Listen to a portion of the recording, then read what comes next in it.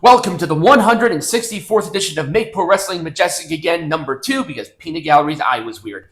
I am still your champion, Tigerhite, with some bullshit. Yes, it was a lot of bullshit. It was a lot of bullshit. But let's get into the drama, because we have a lot of it, and some of it involves yours truly. First, soft ground wrestling. We kind of touched upon it that, there are no African wrestlers. Well, here's the problem. I can only name off the top of my head 3. Yeah. And none of, besides Femi being, in like a champion, but he's not champion in the WWE. This is the poster for Royal Rumble. It's not like Obafemi's on the main roster. I understand what Soft Ground was trying to get at here, but they haven't been relevant for... Well, because they were exposed for all of this dubious crap, and they're essentially dead in the water. Yeah. But I can't believe somebody is still trying to use this platform, like Soft Ground Wrestling, as an organization. Yeah. Dave Meltzer rumors that he has 4% stake in the company, and in our last part, we had a discussion regarding this, that Dave Meltzer is not a person who might have a ton of money, but maybe Tony Khan promised him the stake in the organization because of his reputation. Right, which is not good. No. Not anymore. Well, this would be extremely bad on many levels. This would be illegal in every circuit court. Like, Tony Khan would be absolutely annihilated in court if they actually could prove that Dave Meltzer has stake in this company. It would be fine if he was just a rich weirdo, but he is wrestling journalism. Yeah, he controls essentially a big portion of the narrative. This would be an enormous conflict of interest if this is true, because it would kill all of his credibility. Well, not only kill his credibility, it would be illegal because he is directly involved with the news. It's like if Donald Trump invested in Fox. That would be an enormous conflict of interest. Because that's why he had to give up his seats on the boards that he was on and everything when he was president, because that would be an enormous conflict of interest. Now, once again, we have no idea, but that was a rumor going around. I'm going to tend to believe it because it makes sense to me. Peanut Gallery, can you speak for himself regarding the rumor? Yeah, I'm not sure yet. No, you're not sure yet? No. I want to see some hardcore evidence. I want to see some facts. But that's why it's on the drama portion, because that was a rumor that's been going around starting this week. So I wanted to touch upon it. Oh, and then this is sort of how he covered these. A bunch of excuses on one end. The other one is like, it was the debut show. We have to wait a couple of weeks. They're valid points, but the absolute hypocrisy is showing. Oh, yeah. The favoritism is 100% showing. How about just say that the 5th anniversary of AEW was a bad show because it wasn't a good show? No. There were AEW diehards that were saying that WWE beat AEW pretty much across the board this week on Raw, NXT, and on SmackDown. And all 3 of those shows were very good. I wanted to show more numbers because I know people within AEW just hate numbers. Yeah. But this is just the representation regarding, if you want to say a winner, this is essentially a reflection on what's winning right now. In the amount, $126 per share, that's a lot of money per share. That's crazy. Now, if I was a betting man, I would actually put money into Warner Brothers Discovery Night now, because they're about to launch that gigantic sports app with Fox and everything, and that's going to bump that up. So I recommend doing that.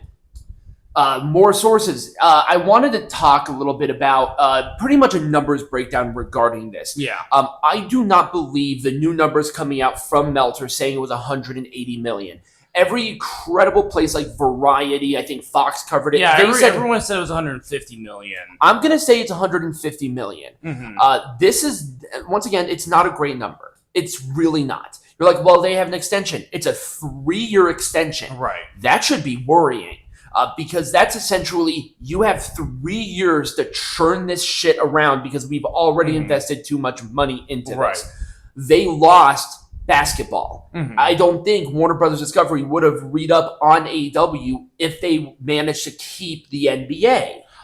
Maybe, maybe not, because they still have a stake. They supposedly have a stake in the company. So I think that they're just keeping it. AEW? No, Time Warner. Oh. Or not Time Warner. Warner Brothers Discovery has the stake in AEW. Yeah. They do have a stake in AEW. Well, that's the rumor mill is that Meltzer has the stake in AEW. No, too. there's rumors that Warner Brothers Discovery also has. Stake I thought that was confirmed. No, it was not. Oh, okay. It's heavily implied, but it's not confirmed. Oh, okay. I thought that was an actual confirmation on there.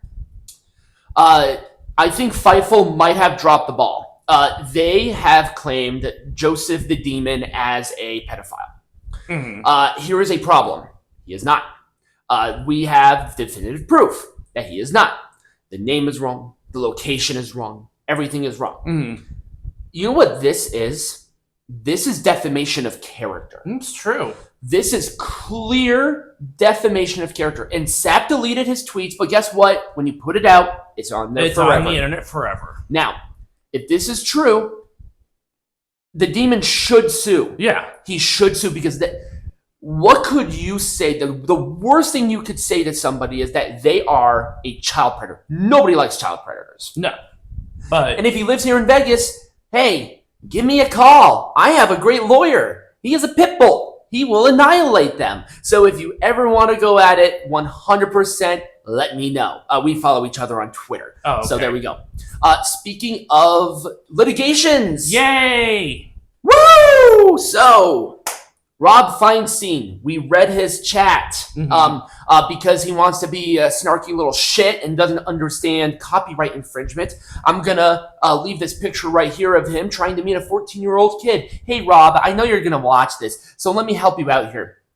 It's a little bit of background. I used the RF logo to illustrate who this person is. Right.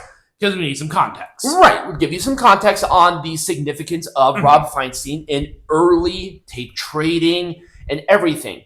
He messaged me. Yay! He messaged me saying that he had no problem with the video. He 100% had a problem with the video. And he is pointing out that me using the logo in the way that I did was infringing on his copyright.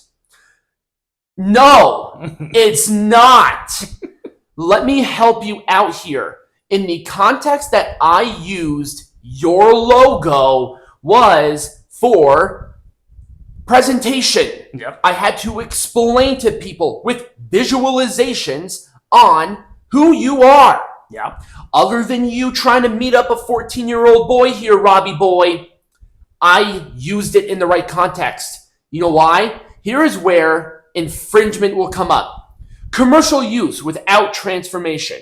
That does not apply within this situation because I'm not using your logo for commercial use. Well, it is. No, it is. We're monetized. It's being used for commercial purposes. Yeah, but we're meaningfully transforming the video itself.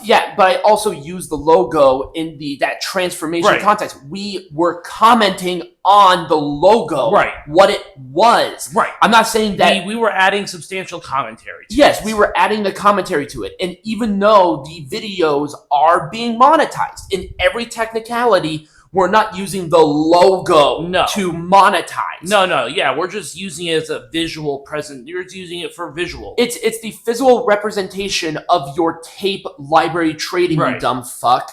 We commented on it. We talked about the logo. Why are we using this logo? Because this is the representation of the company. This was the backdrop that he used for these. We were talking about it. Yeah. You know what that means, Robbie boy? That is using it in commentary. Yes. We weren't criticizing it because it's there, but we were using it in a commentary way. Yes, and that's pretty much all that we need to talk about that way. Yeah, we didn't use it for sponsorships. We didn't impact the market on it because those would be in a proper context for copyright infringement. Yeah. We never did that. Right. Also, we never claimed that we made the logo, we used the logo, we are not representing it for Make Pro Wrestling Majestic again. We said that it was your logo. Verbatim, we said that if you have seen this backdrop, which was the backdrop, this is his company. Right. We gave you credit for it.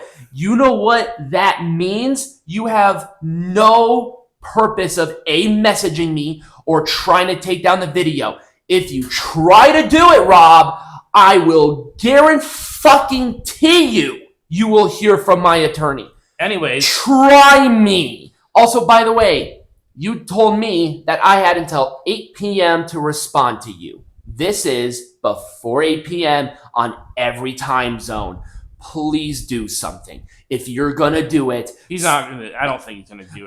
Because everything that I said was true. We used it in a transformative way. Yeah. We are protected under fair use to do that. So, I know you like 14-year-olds. I'm not that. And trust me, my lawyer is not that. So, I know anybody over the age of 16 makes you physically sick to your goddamn stomach here, Rob. But stop threatening me. And I know you've done this with other creators, but don't do it with me, because I ain't going to tolerate it. Okay. Ready? Done? I feel better. I almost need a cigarette. When we come back, Peanut Gallery has We're going to talk about some stuff. Yes.